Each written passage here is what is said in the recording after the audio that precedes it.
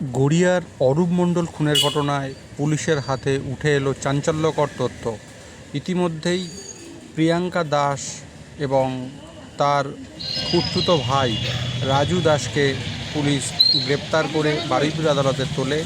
বারুইপুর আদালত তাদেরকে 10 দিনের পুলিশ হেফাজত দেয় এবং পুলিশের এই যে 10 দিন সময় দেওয়া হয়েছে, পুলিশ কিন্তু এই সময়টাকে ভীষণভাবে কাজে লাগাচ্ছে। আপনারা দেখতে পাচ্ছেন ইতিমধ্যেই নরেন্দ্রপুর থানা থেকে তাদেরকে আজকে সকালবেলা বার করা হয় এবং প্রিয়াঙ্কা দাস ও রাজু দাসকে দুটি পুলিশের আলাদা আলাদা তদন্তকারী অফিসারের দল গঠন করে তাদেরকে ঘটনাস্থল এবং ঘটনার সাথে জড়িত অভিযুক্তদের অনেকের বাড়িতে তল্লাশি চালানোর জন্যে নিয়ে যাওয়া হয় বলে আমরা পুলিশ সূত্রে খবর পাচ্ছি। আপনারা সেই চিত্রই দেখছেন যে পুলিশের দুটো টিম আলাদাভাবে তারা নিয়ে যাচ্ছে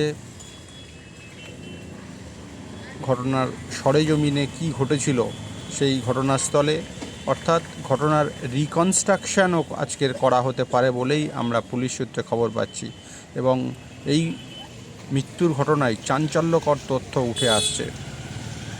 42 থেকে 43 লাখ টাকা পর্যন্ত ধার দেওয়া হয়েছিল বলে প্রিয়াঙ্কা দাস বারবার দাবি করছে। এই ঘটনা কি সত্যি এবং কে অরূপের মাথায় গুলি চালালো তা নিয়ে তদন্তকারীরা বিশেষভাবে টিম তৈরি করে দেখার চেষ্টা করছে এবং তদন্ত চালিয়ে যাচ্ছে। নরেন্দ্র